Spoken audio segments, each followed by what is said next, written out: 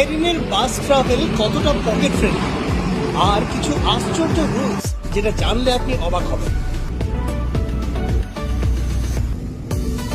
প্রথম নিয়ম, নির্দিষ্ট বাস স্টপেই বাস থামবে। ট্রাফিক বা ভিড় এড়াতে যেখানে সেখানে বাস দাঁড়িয়ে পড়বে। সেকেন্ডলি, প্রতি আধ ঘন্টা অন্তর স্পেসিফিক টাইমে স্পেসিফিক বাস রুট ধরে আসবে।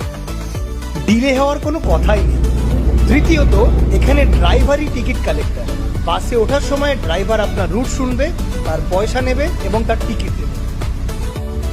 কোনো খাবার বা ড্রিঙ্কস বা কাঁচা মাছ বা তীব্র গন্ধযুক্ত খাবার নিয়ে ওঠা মানা।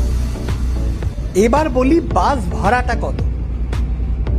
মজার ব্যাপার এটা যে একটা টিকিট কেটে তুমি শুরু থেকে শেষ অবধি ট্রাভেল করতে পারবে।